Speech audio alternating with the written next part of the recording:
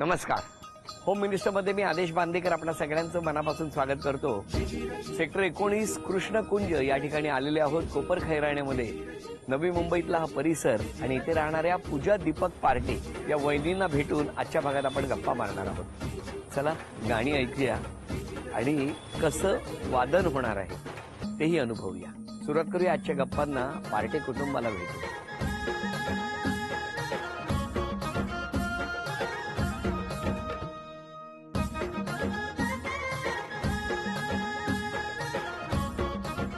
नमस्कार.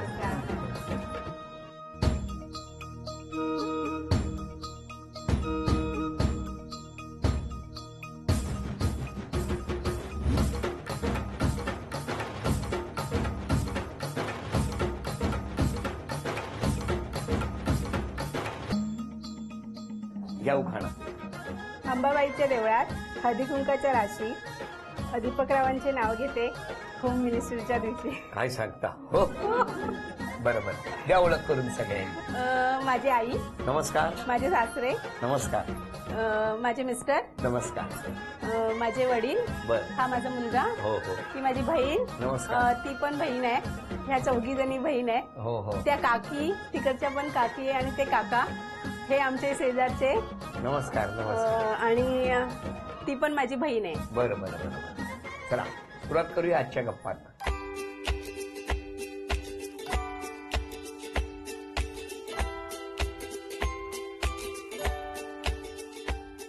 नमस्कार. नमस्कार. नमस्कार. कुठलं बालपण? बालपणी वाशी. इथलंच म्हणत होता. हो, इथलंच म्हणजे वाशी. आता कोपरखेरण्यात राहायला आलो ना. हो. तुमचं बालपण? काळाचौकी. आणि मग घरी कोण कोण होतं? आई, वडील, 2 भाऊ. काय करायचे?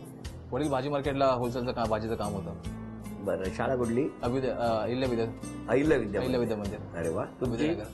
ICL. मग आता तुम्ही तिकडे अभिनगरला, तुम्ही इकडे, लग्न कसं जमलं? नाही, नंतर हे राहायला आले ना तिथे. 98ला आम्ही इकडे शिफ्ट झालो वाशीला. वडिलांचा भाजी मार्केटचा इथे होलसेलचं मार्केट इकडे शिफ्ट झालं.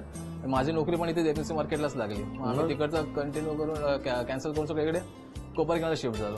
मग पुढे आमचा रूम नंबर 937 होता, त्यांचा 935 होता.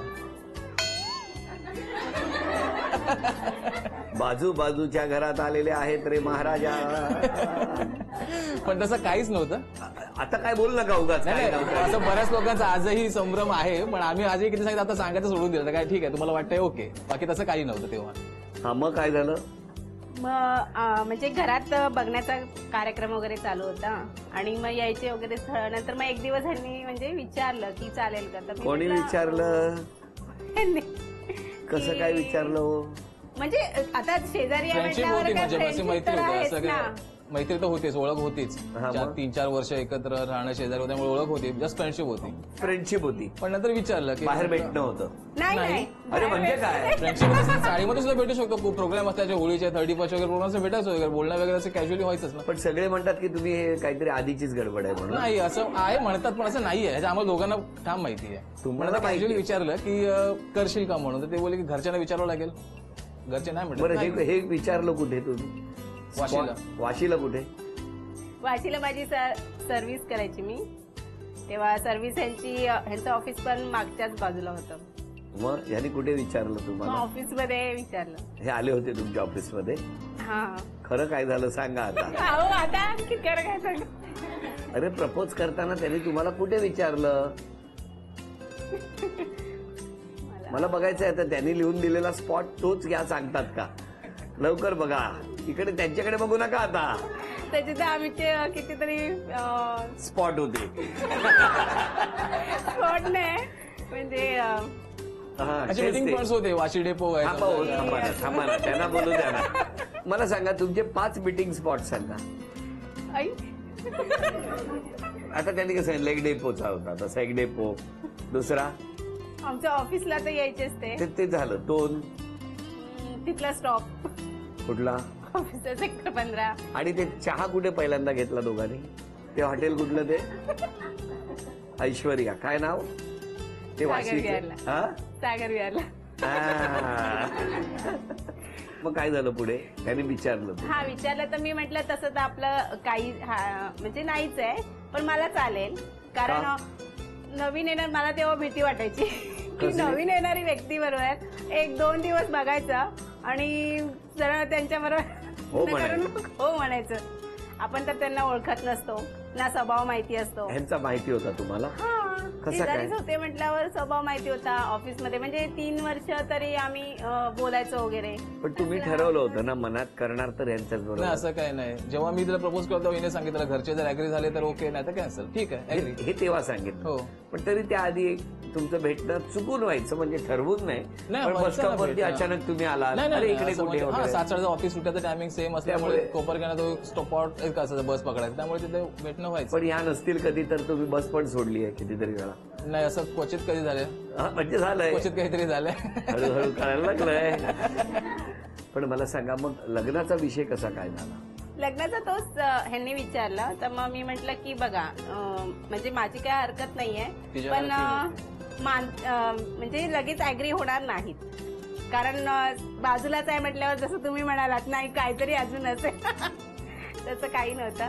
पण मग त्यांना सांगितलं घरी आल्यानंतर विचारा, म्हणजे मग तुम्ही दोघांची घरी अॅग्री विचारलं? आई वडिलांनी आमची आई गेलेली जर विचारायला. संमती दिली तर ओके, आणि जर नाही बोलले तरी काय हरकत नाही.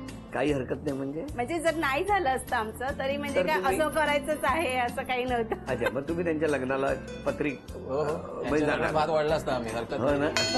पण मग मला सांगा तुमच्याकडे आई आल्या होत्या यांच्या. माझ्या आईला मी सांगितलेलं की मला ती मुलगी आवडते याची तिच्या घरच्यांना विचारून घे, आणि मग 2-3 दिवस मी नव्हतो, मग आईने विचारून घेतलं तोपर्यंत. मग घरच्यांची मान्यता मिळाली हो. दोन्ही घरांची? ह्यांच्याकडनं लगेच मिळाली पण माझ्याकडनं नाही मिळाली. किती वेळ लागला? तरी बराच वेळ लागला, कारण सगळ्यांना समजवणं, कारण सगळ्यात मोठी मी आणि बहिणी माझ्या सगळ्या लहान. तर आई बोलली पहिल्याच मुलीने जर असं आणि किती जणांना सांगणार तू. मी म्हटलं बघ थोडं तरी ऍक्सेप्ट तुम्हालाही करावं लागणार की असं असेल तर कोणी बोलले तर ठीक आहे चल जाऊ दे म्हणून. मग आई वडिलांनी खरंच विचारलं खरंच तुमचं तसं आहे का, तर म्हटलं नाही खरंच नाहीये. जर तुम्ही आत्ताही नाही म्हणत असाल तर माझी काही हरकत नाही, पण म्हटलं काय विचार करण्यात म्हणजे विचार करायला काय हरकत नाही ना. पण तेवढ्यात अशी बातमी आली असती तर की ते दुसरी मुलगी बघतायत म्हणून. त्या पॉसिबिलिटीज कॅन्सल झाल्या होत्या तेव्हा. म्हणजे दोघांनी मिळून निर्णय झालेला होता की करायचं तर आपणच करायचं. नाही नाही याची वेट तर केलंच असतं ना. नाही पण मला सांगा आता किती वर्ष झाली लग्नाला? 14 झाली. 14 असं होतं का हो संसारामध्ये आपल्या मनातली गोष्ट समोरचा कधी कधी वेगळंच त्याचा अर्थ लावून मनात गैरसमज होतात, असं होतं का हो घरांमध्ये कधी? हो होतं ना कधी, मग त्याच्यामुळेच वाद होतात की आपण समजून गैरसमज होतात. गैरसमज. म्हणजे मनातली गोष्ट एक असते, समोरच्याला वाटते वेगळीच हम्म. आणि गोंधळ उडतो, हो की नाही? तसाच गोंधळ उडवणारा हा पहिला खेळ. खेळ सोपा आहे. 3 गाणी आहेत, यातलं कुठलंही वाद्य घेऊन वाजवायची. पहिलं गाणं बरोबर ओळखलं तर 500 रुपयाचं बक्षीस, दुसरं गाणं बरोबर ओळखलं तर आणखी 500 रुपयाचं बक्षीस, तिसरं गाणं बरोबर ओळखलं तर अजून 500 रुपयाचं बक्षीस, आणि 3ही गाणी ओळखली तर त्यावर अजून 500 रुपयाचं बक्षीस. एवढं बक्षीस मिळणार आहे. बघूया काय होणार या खेळात. पहिलं आव्हान दोघांपैकी कोण स्वीकारणार? द्या आम्हीच देतो कृपयाने. तुम्ही. कुठलं वाद्य पाहिजे याच्यात? हे चला बघूया तर काय होणार. आधी तुम्ही बघायचं त्यांना न दाखवता, आणि ह्याच्यातलं मला अंक सांगायचा किती नंबरचं गाणं तुम्ही वाजवणार. 3. 3. 1 2 3.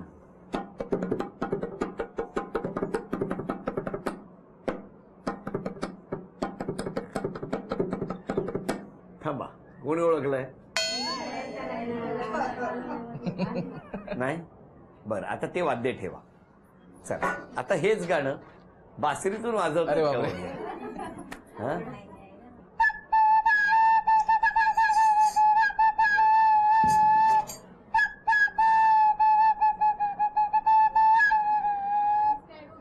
म्हणा म्हणा म्हणा गाणं म्हणा.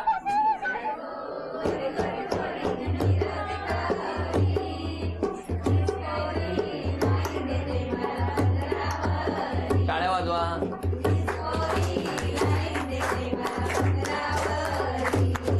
एक मिनिट. बरोबर आहे. अभिनंदन. चला आता ती फ्लूट त्यांच्याकडे द्या, आणि आता यातलं 2 गाण्यांपैकी कुठलं गाणं वाजवणार सांगा. पहिलं. चला पहिलं गाणं वाजवत आहे आता.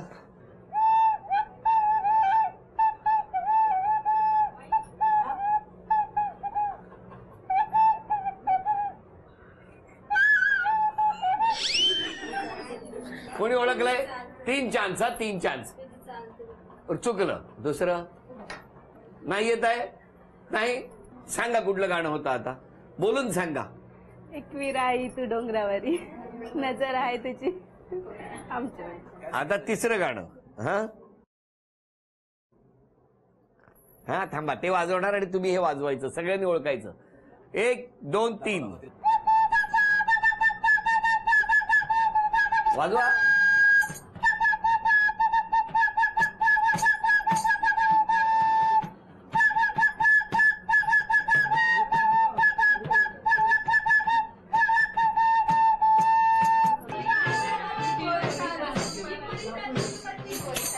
म्हणा सगळ्यांनी 1 2 3 4.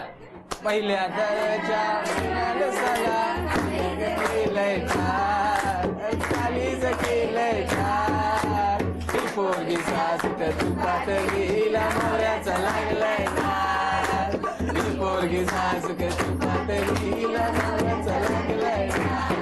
वा वा वा वा वा वा अभिनंदन अभिनंदन अभिनंदन.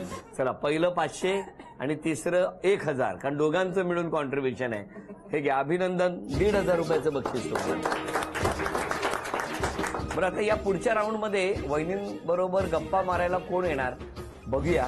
आधी यातले 2 चिठ्ठ्या काढा. एक तुम्ही एक तुम्ही द्या माझ्याकडे दे. नावं जाहीर करतो. पहिलं नाव आहे आशा रवींद्र वेटा. दुसरं नाव आहे कल्पना वासुदेव डिंगणे. आपण कोण यांच्या आई. आणि तुम्ही आशा रवींद्र वेटा. तुम्ही कुठे राहता. कोपरखेडा गावात. तुमची आणि यांची ओळख कधीची हो. मला आता इथे येऊन 8 वर्ष झाली. तेव्हापासून मी यांना बघते. तुम्ही नंतर आला. मग मी गावात राहत होते. आई सांगा आता काय काय स्वभाव बदलला हो मुलीचा लग्नानंतर. बदललेला नाहीये, आहे तसा आहे. आणि जावई पण आहे, चांगला आहे स्वभाव. हो ना एकदम चांगला आहे. हो. पण तुम्हाला हे माहिती होतं का ह्यांचं बस स्टॉपवरचं भेटणं. नाही हा? नाही एक घर सोडून होते ते राहायला. तसे भेटत होते मी पण जात होते आणि तसं बोलणं चालणं आमचं होतं घरामध्ये. पण कधी असा अंदाज आला नव्हता की बाबा असं काहीतरी आता वडील हॉस्पिटलमध्ये होते तेव्हा पण आम्ही भेटायला जायचो. मग साहजिक आम्ही स्टॉपवर भेटणारच ना. हो, जेव्हा ते मिस्टर माझ्या आजारी होती तेव्हा आमच्या जावयांनीच मदत केली. आम्हाला जावई असे वाटतच नाही, आमचा मुलगाच आहे असं आम्ही समजतो. पण आता मला तुम्हाला विचारायचंय की या दोघांची कशी साथ आहे तुम्हाला. म्हणजे आई हा. लग्नानंतर कुठे असते आता. आई लग्नानंतर सेक्टर 3 मध्ये इथे जवळच आहे. हा. पण मला 50% म्हटलं तरी चालेल. साथ माझी आईची आहे. आणि कारण डेली मी ऑफिसला असते, हे मिस्टर पण ऑफिसला असतात, घरी माझे सासरे एकटे असतात. तर अडीनडीला लागलं तर मला आईच पहिला फोन फिरवायला लागतो आईचा. म्हणजे आई कायम लग्नानंतर कायम सुद्धा जवळ आहे. आधार तसाच आहे हो, आईचा. तसाच आहे. आणि या शेजारच्या माऊली आहेत त्या त्यांचा आई तसाच आहे. आता यानंतर तुम्हा तिघांना म्हणजे तुम्ही दोघी आणि तुम्ही पुढच्या खेळासाठी या घरात जायचं. सगळं घर बघून यायचं. इथे आलात ना की तुमच्या घरात मी आज पहिल्यांदाच आलोय. काय हो बरोबर की नाही. हे तरी कधी ना कधी येत असतील. मी पहिल्यांदाच आलोय. सगळ्या घरावरती लक्ष टाका. परत येऊन बसा. नंतर मी तुमच्या घरातले 3 प्रश्न विचारतो. बघूया किती बक्षीस मिळणार. जर पहिलं उत्तर बरोबर आलं तर वहिनीला मिळणार चांदीचं नाणं. जर दुसरं उत्तर बरोबर दिलं तर वहिनीला मिळणार चांदीचा कुंकवाचा करंडा. आणि तिसरं बक्षीस मिळवलं तर ते तिसरं आव्हान मात्र मिस्टरांसाठी आहे.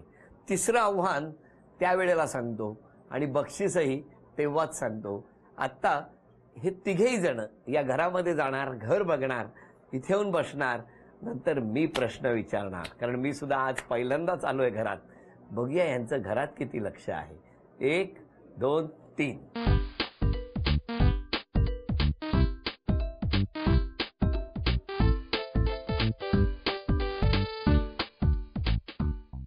प्रश्न पहिला.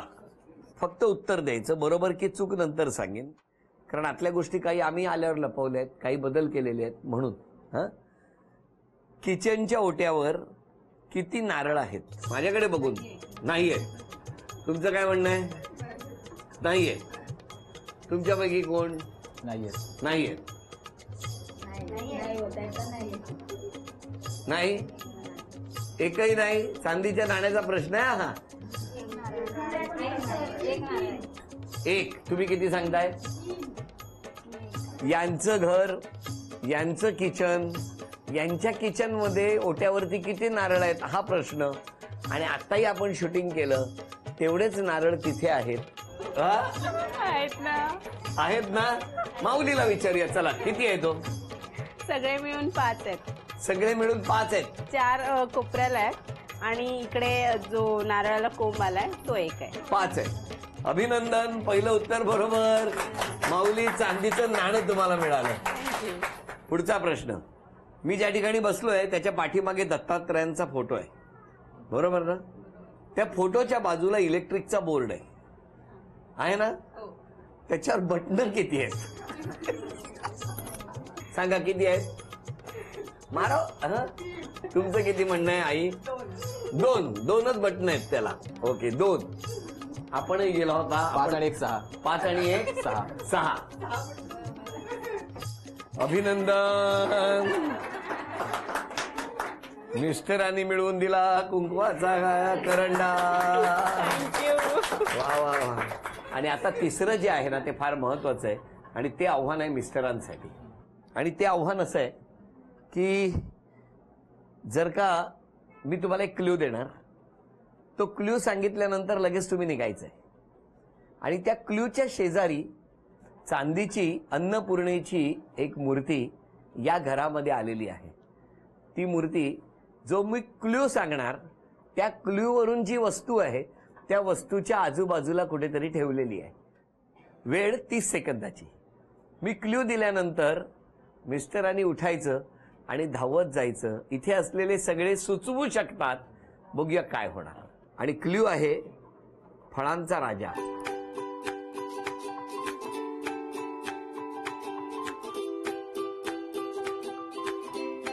15 सेकंद राहिली. 10 9 8 7 6 5 4 3. वेळ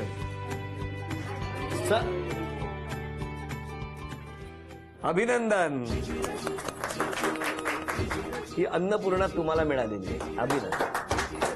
एका वाक्यामध्ये प्रत्येकाने सांगायचं की यांनी दोघांनी स्वभावात कुठला बदल केला पाहिजे. थोडीशी चिडचिड कमी केली पाहिजे. चिडचिड कमी केली पाहिजे. कोणी? वहिनींनी. ताईने. हा. आणि त्यांनी जिजू आहे तसेच छान आहेत. काय नाही, चिडचिडच कमी केली पाहिजे. चिडचिड जिजूंचा common आहे. स्वभाव खूप छान आहे, ताईचा पण खूप छान आहे. मुलीचा स्वभाव छान आहे, जावयांचा पण छान आहे. काहीच बदल नाही केला पाहिजे. काहीच बदल नाही केला पाहिजे. आहे तशीच राहू दे. मग त्यांचं म्हणणं चिडचिड चालू ठेवा. नाही नाही, मला तर वाटत नाही ती चिडचिड करते. तुम्हाला मला विचारायचं, तुम्ही मिस कोणाला करताय आज? मीच माझ्या भावाला करते. कुठे असतो तो नाही आता. म्हणजे? म्हणजे तो 18 वर्षाचा असतो, 19 वर्षाचा एक्सपायर झाला. त्याला मिस करता खूप. हो ना. तुम्ही कोणाला मिस? आता हल्ली इन्सिडेंट झाले. भाऊ गेलो, काय मिस अंडरस्टँडिंग होत्या. 5-6 वर्ष नव्हतं एकत्र जॉईन, पण तो अचानक ऍक्सिडेंट मध्ये हे झालं. त्याच्यामुळे ऍक्सिडेंट मध्ये तर असतात तर काही जे होत्या चुका त्या सुधारता आल्या असत्या. काही कन्फ्युजन होते ते गैरसमज होते दूर करता आले असते. तेवढीच एक खंत राहिली की तो असता तर झालं असतं.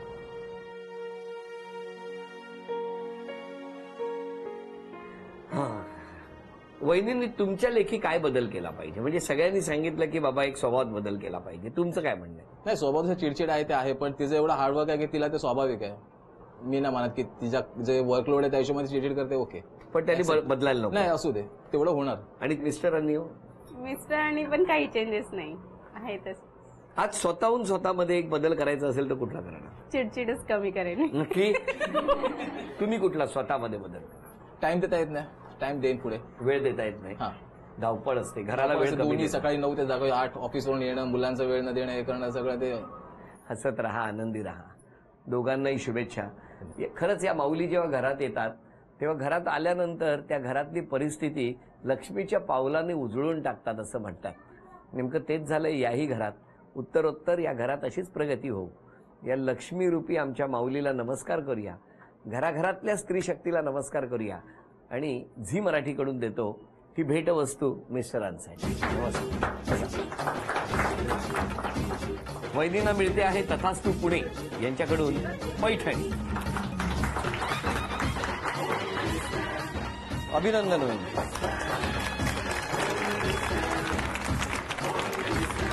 आजचा भाग इथेच संपतो आहे. पुन्हा भेटूया अशीच एक पैठणी घेऊन. अशाच लक्ष्मीच्या रूपाला भेटूया होम मिनिस्टरच्या पुढच्या भागात. नमस्कार.